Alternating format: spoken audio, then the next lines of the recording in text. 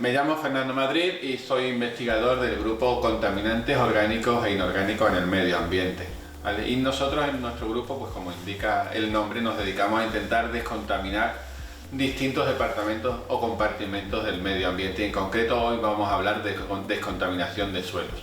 Por un lado vamos a hablar de contaminantes orgánicos y por otro de contaminantes inorgánicos. Vamos a explicar en primer lugar cómo hacemos para una descontaminación de compuestos orgánicos, ¿vale? Estos compuestos están basados en una estructura de átomos de carbono en una cadena y luego aparte tienen ciertos grupos funcionales, pero su estructura principal está formada por esta cadena de carbono. Entonces el problema que nos dan estos compuestos no es porque el carbono sea tóxico de por sí, sino que lo que es tóxico es esa estructura que forman.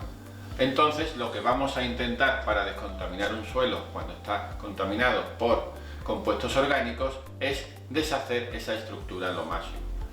¿Y cómo lo hacemos? Pues lo hacemos utilizando los microorganismos más pequeños que hay en el suelo, que son las bacterias, ¿vale? En laboratorio, cuando tenemos que trabajar con bacterias, utilizamos estas placas de aquí, lo que se llaman placas Petri, y aquí hacemos crecer estas bacterias. ¿Y cómo lo utilizamos nosotros? Pues lo que hacemos es que a esas bacterias las ponemos en contacto con ese compuesto orgánico que queremos descontaminar. Las bacterias, igual que cualquier otro ser vivo, necesitan comer. Entonces, ¿qué es lo que va a intentar? Esa bacteria que vamos a tener en contacto con el contaminante y sin ningún otro tipo de alimento, va a intentar adaptarse, van a intentar mutar y cambiar su sistema metabólico para conseguir que eso que es un tóxico, conseguir usarlo como alimento.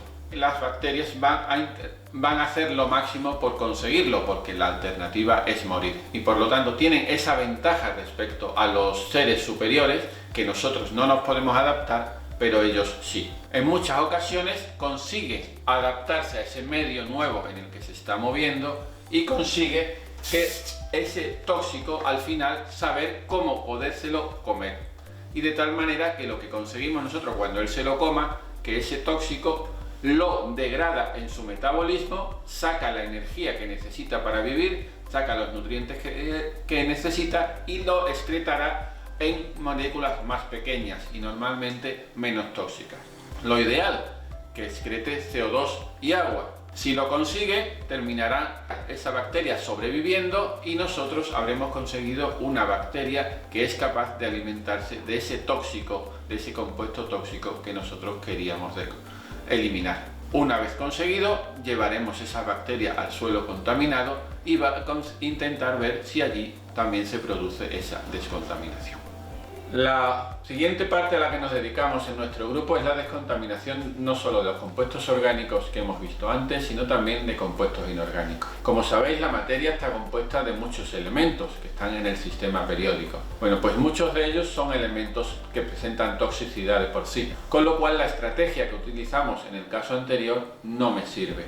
¿Qué pasa? Si suponemos que mi puño es una partícula de suelo, cuando un contaminante llega se va a absorber sobre esa partícula de suelo, o sea, va a formar enlaces con ella, pero sin embargo va a ser capaz de interaccionar con los seres vivos mostrando esa toxicidad que estábamos comentando. Entonces, ¿qué puedo hacer para eliminar esa toxicidad? Pues lo ideal sería retirar el elemento del suelo, pero eso necesita unas condiciones químicas, unos disolventes químicos y unos compuestos muy fuertes y unas condiciones muy drásticas que me van a terminar estropeando el suelo. ¿Y qué es lo que hacemos? Pues lo que buscamos son otro tipo de compuestos que se terminen enlazando con esos contaminantes inorgánicos y por lo tanto me eviten que ese contaminante pueda interaccionar con el resto del medio ambiente, ¿vale? Y así utilizamos diversas enmiendas, etc.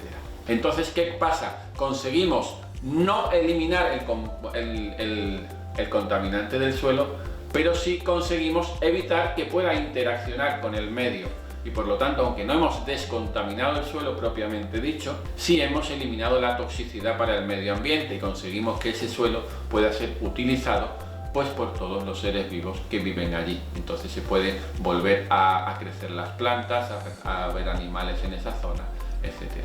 Como insisto, no lo habremos retirado el contaminante, pero al menos sí podemos seguir utilizando ese suelo de una manera normal.